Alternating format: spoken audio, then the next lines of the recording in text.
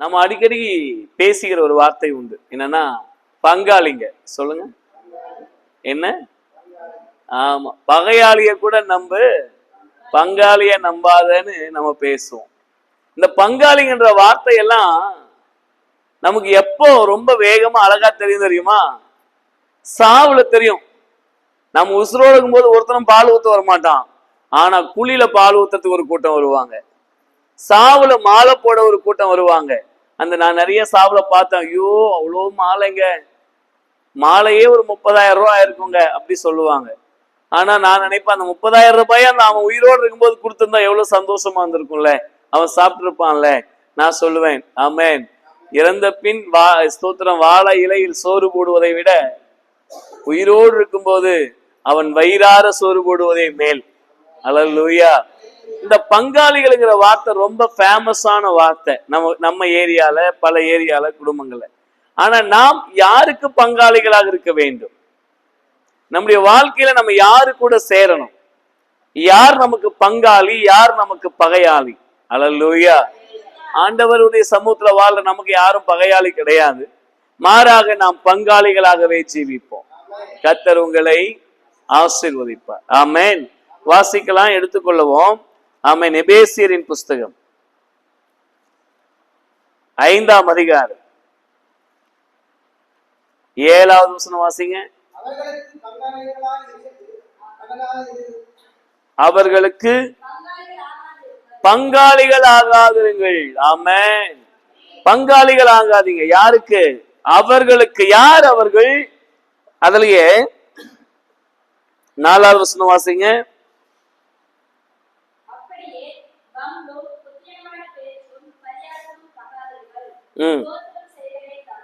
ஆமென்.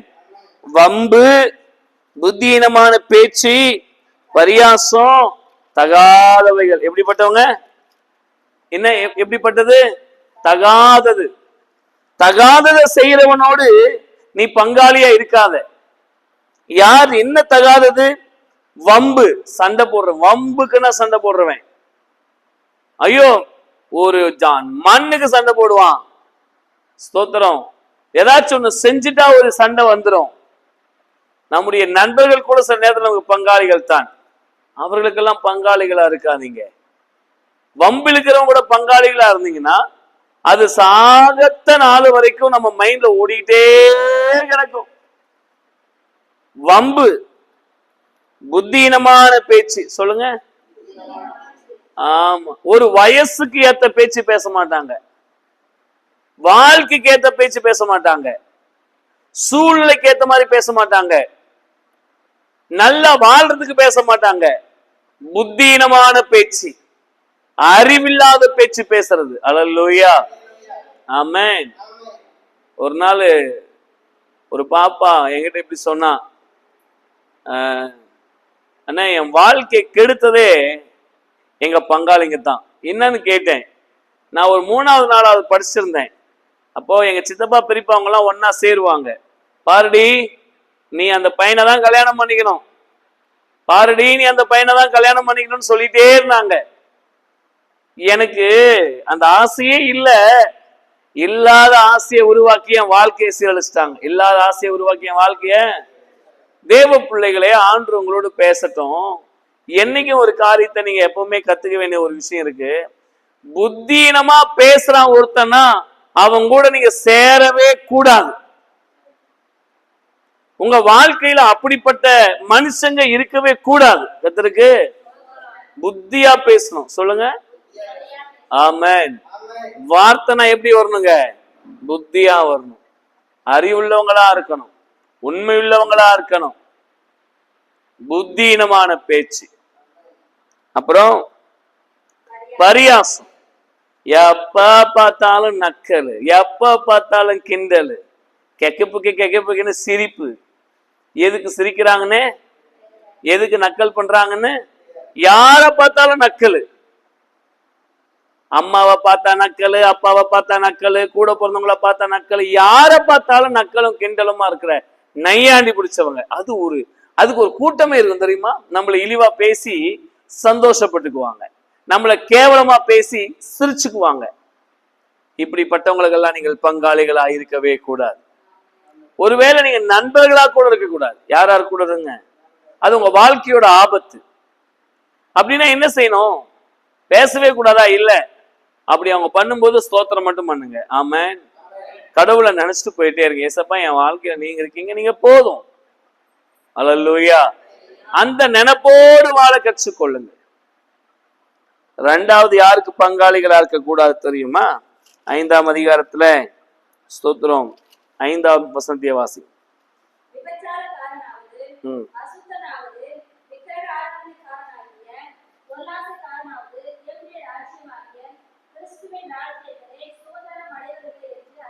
நல்லா புரிஞ்சுக்குங்க. பொருளாசைக்காரன் பரலோகத்துக்கு போக மாட்டான். பொருளாசைக்காரனோட சேராத. பொருளாசைக்காரனோட சேரவே சேராது. ஸ்தோத்திரம். ஒருத்தர் கார் வாங்கினாரு. கார் வாங்கிட்டு என்னுடைய நண்பர் தான் அவர். என்னுடைய இன்னொரு நண்பர்கிட்ட சொன்னாரு, எப்படியாச்சும் கார் வாங்கிரு, எப்படியாச்சும் கார் வாங்கி. ஒரு நண்பர் வசதியானவர், ஒரு நண்பர் ஏழை. இவர் சொன்னார், இல்ல இல்ல எப்படியாச்சும் கார் வாங்கி. நேரா போன உடனே இவர் ஆத்திரப்பட்டு அவசரப்பட்டு வீட்டுல இந்த மனைவியோட நகையெல்லாம் கொண்டு போய் அடமானம் வச்சு காரை வாங்கிட்டார். எல்லா நகையும் அடமானம் வச்சு, இவர் நகையெல்லாம் அடமானம் வச்சு, வீட் லேண்ட் அடமானம் வச்சு கார் வாங்கிட்டார்.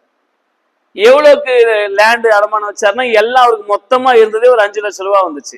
எவ்வளோ? 5 லட்சம் ரூபாய். இன்னொரு 5 லட்சம் ரூபாய் லோன் போட்டார் கார் மேல. இப்ப மாசம் 17,000 ரூபாய் இஎம்ஐ கட்டணும், லோன் கட்டணும் காருக்கு. அடமானம் வச்சுக்கிறோம் பாரு நகை, அதுக்கெல்லாம் மூட்டை எடுக்கணும். நான் அவர்கிட்ட கேட்டேன், இது உனக்கு அவசியமா? இது உனக்கு அவசியமா? ஏன் அப்படின்னு கேட்டேன். இல்ல, காரை எடுன்னு சொல்லிட்டே இருந்தான், அதனால அவனை மாதிரியே ஒரு கார் எடுத்துடலான்னு ஆசையில அவசரத்துல எடுத்துட்டேன். நான் செஞ்சது தப்பு தான். பைபிள் ஆண்டவர் ரொம்ப தெளிவா சொல்லியிருக்கிறார், திராணிக்கு தக்க யோசி. எப்படி? ஓம் வாழ்க்கைக்கு ஏத்த மாதிரி யோசி. கையில மோதிரம் போடுறீங்களா? போட்டா என்ன சைஸ்ல போடுவீங்க? உங்க கை என்ன சைஸ் இருக்கோ? இல்ல நம்ம கீழே கணுக்கால், இந்த கணுக்கால் அளவு பார்த்துட்டு அந்த சைஸ் அவ்வளவு பெருசு போடலாம் போடுவீங்க? தலையோட அளவு எடுத்துட்டு அதை எடுத்த போடுவீங்க? நமக்கு என்னவோ அதுதான். விசுவாசத்தினால் நீதிமான் நாளுக்கு நாள் பெருகலாம். உடனே பெருகணுங்கிற அவசியம், உடனே பெருகணுங்கிற அவசியம் இல்லை. அவர்களுக்கு பொருளாசைக்காரனுக்கு பங்காளிகள் ஆகாதவர்கள் உங்களை கீழே வீழ்த்திடுவாங்க. சில பேர் சொல்லுவாங்க தெரியுமா, எப்படியாச்சும் சம்பாதிக்கணும். சொல்லுங்க, அந்த லிஸ்ட்ல தான் விபச்சாரம், அந்த லிஸ்ட்ல தான் ஸ்தோத்திரம் இந்த வார்த்தைகள் எல்லாம் அடங்கி இருக்கு. என்ன? விபச்சாரக்காரனாவது, அசுத்தனாவது, இந்த லிஸ்ட் எல்லாம் எங்க தெரியுமா? பேராசை. எங்க? பேராசையில் அடங்கி இருக்கு. உன்னை இருக்கத்த வச்சு வாழ கற்றுக்கொள் அப்படின்னு சொல்ற ஒருத்தனோட பேசு. இல்ல இல்ல நீ நான் எப்படி இல்லை இப்படி வாழணும் அப்படி வாழணும்னு சொல்லி உசுப்பேத்திரம் கூட பேசாது. அது அவசியமற்ற உறவு. சில நேரத்துல மனைவி சொல்வா தெரியுமா, அவங்கள பாருங்க எப்படி இருக்காங்கன்னு, அவங்கள பாருங்க, எனக்கு கூட அப்படி இருக்கணும்னு ஆசைதான், அப்ப நான் சரக்கடிச்சு தான் வரணும். அல்லேலூயா. என்னுடைய வாழ்க்கை தேவ நிறைவாய் வைத்திருக்கிறார் அப்படின்னு நினைங்க. உங்களுக்கு கொடுத்த வாழ்க்கையில ரொம்ப நிம்மதியா இருங்க. உங்களுக்கு கொடுத்த சந்தோஷத்துல நிறைவுள்ளவங்களா இருங்க. பொருளாசையெல்லாம் வேண்டாம். எப்படியாச்சும் சம்பாதிச்சிடணும் இல்ல, நான் சம்பாதிக்கணும். நான் என்ன பண்ணும்? அதை 3 வேளை சாப்பிடணும். நான் நிம்மதியா இருக்கணும், என் மனைவியோடு, என் பிள்ளைகளோடு, என் குடும்பம். அப்படி நினைங்க. எப்படியாச்சும் சம்பாதிக்கணும், எப்படியாச்சும் சம்பாதிக்கணும், எப்படியாச்சும் சம்பாதிக்கணும். சம்பாதிச்ச என்னத்தை சாதிச்ச?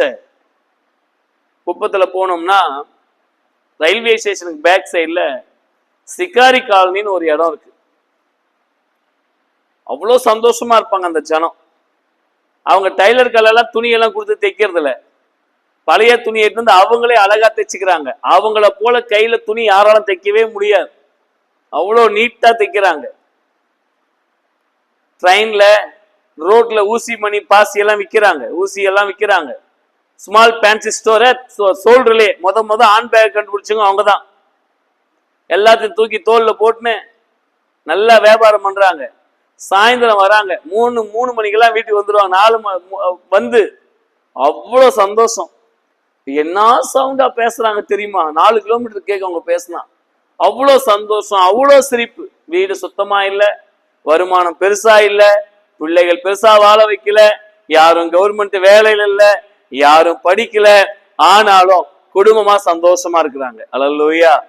ஆனா நம்ம ஓடி ஓடி ஓடி ஓடி ஓடி எப்படியா சம்பாதிக்கணும், மனைவியை விட்டு, பிள்ளைகளை விட்டு, புருஷனை விட்டு அப்படி சம்பாதிச்சு வச்சு திரும்ப பார்த்தா வாழ்க்கை வீணா போச்சு. 6 நாள் பைபிள்ல சாமி ஆண்டவர் என்ன சொன்னாரு? 6 நாள் வேலை செய், 7வது நாள் எங்க? ஆமா, கடவுள்கிட்ட வா, முடிச்சுட்டு வீட்டுக்கு போ, குடும்பத்தோடு. ஆனா நம்ம இல்ல அன்னைக்கு போனா டபுள் ஷிஃப்ட் கிடைக்கும், அன்னைக்கு போனா காசு கிடைக்கும், அன்னைக்கு போனா வருமானம் இருக்கும். வீணா போன வாழ்க்கை. என்னத்தை கண்டோம்? ஒரு நாள் எங்க வீட்டுல பயங்கரமான சண்டை. நான் சின்ன பையனா இருந்தேன். எங்க பாட்டி ஓடி வந்து சொல்லுச்சு எங்க சித்தப்பாங்களுக்கு, ஏன்டா இப்படி பண்றீங்க? எல்லாம் ஜானு வயிற்றுக்கு தானே எல்லாமே. யோசிச்சு பாக்குறோங்க. உண்மையாவே இன்னைக்கு நம்ம நிறைய சம்பாதிச்சிருக்கிறோம், நிறைய இருக்குது. ஆனா என்னமோ தெரியல, வாழ்க்கையில சந்தோஷம் மட்டும் போயிடுச்சு. வாழ்க்கையில சந்தோஷம் மட்டும் போயிடுச்சு. அல்லேலூயா சொல்லுங்க, அல்லேலூயா. சந்தோஷமே பிரதானம். குடும்பத்துல சொல்லுங்க, பூவரசன், என்னதான் முக்கியம்? ஐயா சொல்லுங்க, என்னதான் முக்கியம்? ஆமென். ஜலதோஷம் பிடிச்சவங்க மாதிரியே சுத்திட்டு இருக்காதீங்க, சந்தோஷம் பிடிச்சவங்க மாதிரி சுத்துங்க கர்த்தருக்கு. ஆமா, முதல்ல அனாவசியமான நாட்களுக்கு நீங்கள் பங்காளிகளாய் நண்பர்களாய் இராதீங்க.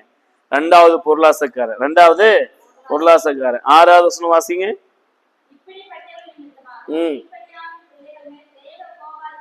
தேவ கோபாக்கினை வருவதால்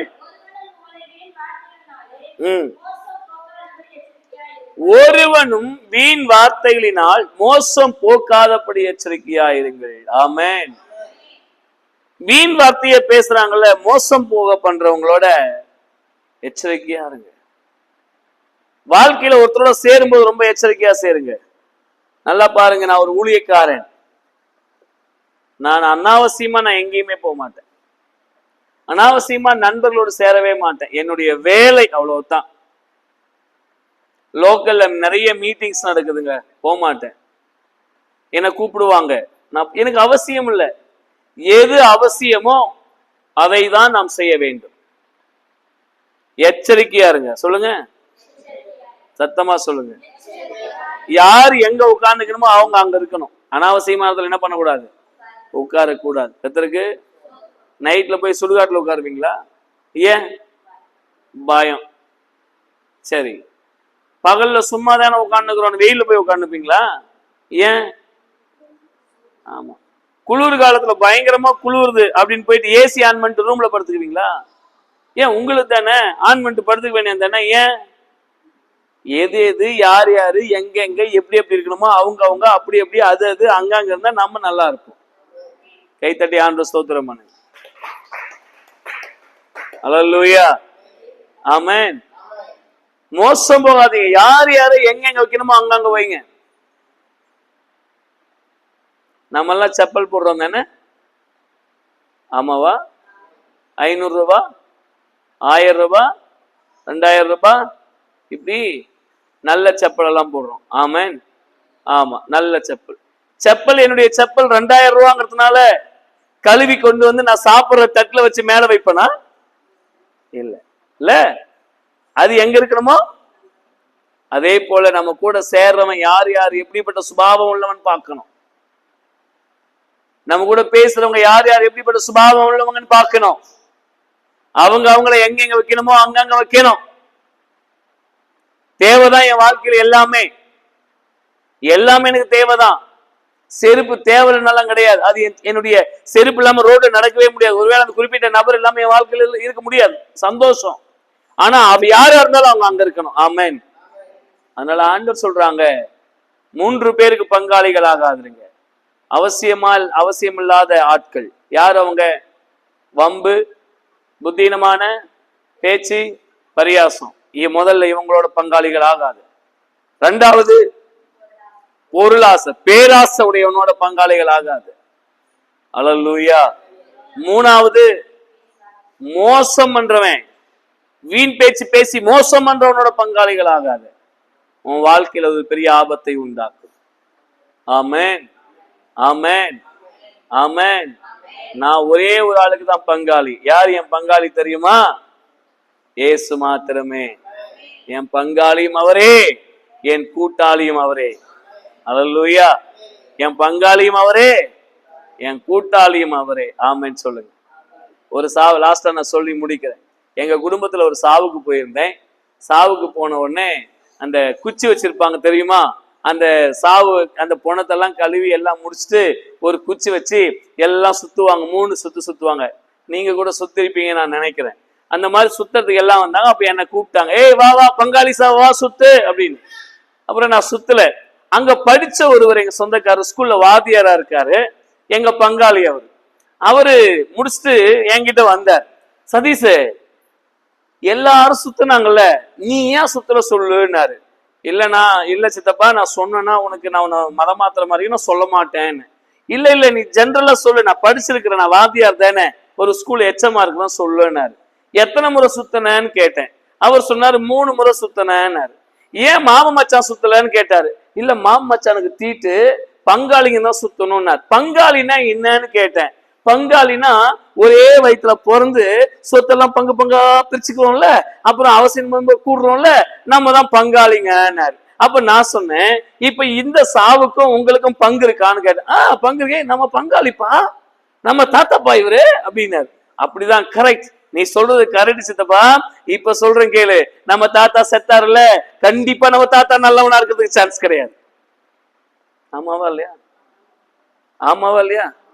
தாத்தா நல்லவராவா செத்திருப்பாரு? எத்தனை பித்தலாட்டம் பண்ணிருப்பாரு, எத்தனை பிரார்த்தனை பண்ணிருப்பாரு, எத்தனை வம்பு, எத்தனை புத்தீனமான பேச்செல்லாம் அவருக்குள்ள வந்திருக்கும், எத்தனை கெட்ட சுபாவம் வந்திருக்கும். அப்போ என்ன சொல்லி சுத்தன தெரியுமா? தாத்தா, நீ விட்டுட்டு போன எல்லா சாபமும் எல்லா நன்மையும் ஆசீர்வாதம் எனக்கே சேரணும்னு முதல் சுத்து. 2வது சுத்து, முதல் சுத்து எல்லாம் அந்த சாபம் எல்லாம் எனக்கே வேணும்னு சுத்தினேன். 2வது எதுக்கு தெரியுமா சுத்தினேன்? தாத்தா, நானும் உன்ன மாதிரியே வாழணும்னு சுத்தினேன். 2வது எதுக்கு சுத்தினேன்? உன்ன மாதிரியே வாழணும். 3வது என்ன தெரியுமா சுத்தினேன்? சத்தியமா நானு உன்னையும் உன் குடும்பத்தையும் விடமாட்டேன், சாகிற வரைக்கும் பங்காளியாவே உன்ன மாதிரியே சாவேன்னு சுத்தினேன்னு. அப்போ அவர் அடுத்த கேள்வி கேட்டாரு. அப்படின்னா அவர் செஞ்சதெல்லாம் நம்ம தலைமையில வருமா சதீஷ் அப்படின்னாரு. நான் சொல்லல, நீ படிக்கிற புராணங்கள்ல போய் படிச்சுப்பார், நம் முன்னோருடைய எல்லாம் நம்ம தலைமையில நல்லதும் கெட்டதும் வந்து இறங்கும். அதனால நான் சொல்லிட்டேன், அவரு நல்லதும் எனக்கு வேணாம், அவரு கெட்டதும் எனக்கு வேணாம், என் தலைமுறையோட நாசமாகட்டும், இனிமே எனக்கும் என் பிள்ளைகளுக்கும் சாபம் வேணாம், நான் இனிமே சுத்த. அவர் என்ன பண்ணாரு, இப்ப நான் என்ன செய்யணும்னு கேட்டார். இப்போ இந்த மாதிரி, ஐயோ நான் நிறைய சுத்திட்டு இருக்கேன், இப்ப நான் என்ன செய்யணும், எந்த நதியில போய் குளிச்சா நல்லது நடக்கும்னு கேட்டாரு. ஒரு நதியிலையும் குடிக்காத, இனிமேலாச்சும் படிச்சிருக்கிறிய, புத்தியாரு, கடவுள் உன்னோடு கூட இருப்பார். ஆமென். நீயே போய் கலந்துக்காத, நீ போ, சாவுக்கு போ, தப்பு இல்ல, துக்க வீட்டுக்கு போறது நல்லதுன்னு நான் கும்பிடுற சாமி சொல்லியிருக்காரு. என்னுடைய ஆண்டவர் சொன்னா, நீ துக்க வீட்டுக்கு போ, அவங்கள விசாரி, நல்லா இருக்கிறியா, கவலைப்படாத, நான் இருக்கிறேன், உனக்கு அரிசி வாங்கி தரேன், பருப்பு வாங்கி தரேன், நீ உனக்கு நான் ஆறுதலா இருக்குன்னு சொல்ல தப்பு கிடையாது. நீ சுத்தி தான் பங்காளியை உறுதிப்படுத்தணும் அவசியம் இல்லை. அவங்களுக்கு ஆறுதலா இரு, அவங்களுக்கு உதவி செய், அவங்களுடைய படிப்பை கவனி, அவங்க குடும்பத்தை நல்லா பாத்துக்கோ, தப்பு கிடையாது. கர்த்தருக்கு ஆமா. நான் பங்காளிங்கிறத எப்படி வேணாலும் ப்ரூவ் பண்ணலாம், குச்சி வச்சு சுத்தி தான் ப்ரூவ் பண்ணுங்கிற அவசியம். அல்லேலூயா. சாவு சோறு தான் சாப்பிட்டு தான் ப்ரூவ் பண்ணுங்கிற அவசியம். அந்த பங்காளி சோறு போடுவாங்க பாருங்க, எல்லாம் மொத்தம் ஜாங்கரி, அப்பளம், ஸ்வீட் எல்லாம் 2 கையில பிசுகி, நல்ல காலத்திலே சாப்பிட மாட்டேன். அப்படியே அத சாப்பிட்ட அப்போ வந்து பெருமையா வேற கேட்பாங்க, யாருப்பா பங்காளி, எதுக்கு இந்த கசகசன்னு பிசுகுனானே இந்த சோறை வைக்கிறதுக்கு. நினைச்சாவே உடம்பு கூசும். ஆனா அதுல ஒரு பெரிய பெருமை, நான் பங்காளி சோறு சாப்பிட்டேன். அது இல்லையா பங்காளி சோறு சாப்பிடுறது, அது இல்ல துக்க சோறு சாப்பிடுறது. நம்ம குடும்பத்துல நம்ம பங்காளி ஒருத்தர் செத்துட்டான்னா அவன் வீட்டுல போய் உட்கார்ந்து அவங்க தாய்க்கோ அவங்க மனைவிக்கோ அவங்க பிள்ளைகளுக்கோ, எப்பா நான் அண்ணனா அப்பனா இருப்பேன், கவலைப்படாத, உனக்கு என்ன வேணும் நான் செய்யறேன்னு சொல்லி துக்கத்துல, ஏமா என்ன கவனிமா, நீ விளையாடுறதுல தான் விளையாடுறான், ஸ்தோத்திரம், இப்படி பங்கு பெறதுக்கு பேர் தான் பங்காளி. சாவு சோறு சாப்பிட்டு போனான்னா காரியம் முடிஞ்சிச்சுன்னா ஆத்துக்கு போயிட்டு வந்துட்டோம்னா அவங்க யாரோ பக்கம் இப்படி போயிருந்தா கூட திரும்ப மாட்டோம். அப்படி அப்படி அப்படி ஸ்டைலா திரும்பி போயிடுவோம் தெரியுங்களா. பிஹெச்டி படிச்சவங்க கூட அவ்வளவு ஸ்டைலா நடக்க மாட்டான். நம்ம அவ்வளவு நல்லவங்க. எதற்கு பங்காளிகளாகாதிருங்கள். நல்ல வாழ்க்கை வாழ கற்றுக்கொள்ளுங்க. ஆமென். நல்லவங்களோடு சேருங்க. ஜெபம் பண்ணி முடிப்போம். அல்லேலூயா. கண்களை மூடி